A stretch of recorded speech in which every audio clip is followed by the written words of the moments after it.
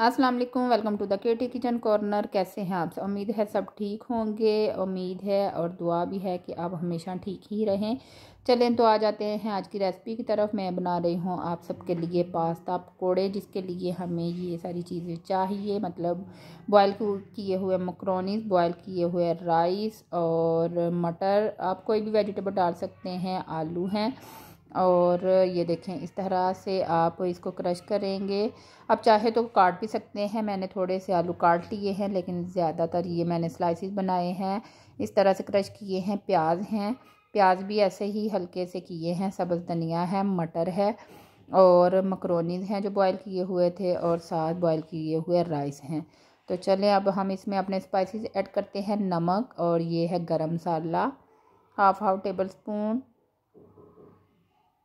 चाट मसाला डाल लिया, गरम मसाला डाला, और ये खुश्क धनिया उसका पाउडर है, और ये है बेकिंग पाउडर थोड़ा सा डाला है। थोड़े नरम बनेंगे और फूले फूले से बनेंगे। ज़ीरा पाउडर डाला, और ये है दादर मिर्च, और ये सुरख मिर्च। अब हम इसमें ऐड करेंगे अजवाइन, थोड़ी सी, 1 पिंच या 2 पिंच, जितनी आपको पसंद है वो डाल लें। ये हमने इसमें डाला चिली सॉस तकरीबन 2 टेबल स्पून, और 2 टेबल स्पून ही ये सोया सॉस ऐड किया है। अब हम इसमें डालेंगे बेसन 1 कप, या जितना आपका पेस्ट के हिसाब से आपको ठीक लगे उतना आप डाल लीजिए। सिर्फ हमने इसमें पालक नहीं ऐड की, क्योंकि मैक्रोनीज और राइस हैं, पालक फिर पानी करेगी इसमें, तो हम इसलिए नहीं डाल रहे, ताकि ये थोड़े से क्रंची से बने और क्रिस्पी से हों। तो ये हमने इसका बैटर जो है वो तैयार कर लिया है। ये देखिए, इतना थिक बैटर रखना है, और अगर पालक डालेंगे तो फिर वो नरम पड़ जाएगी। और वैसे भी इस रेसिपी में, मतलब इन पकौड़ों में, पालक की इतनी खास कोई ज़रूरत नहीं है। इसमें मटर बहुत अच्छा फ्लेवर देते हैं।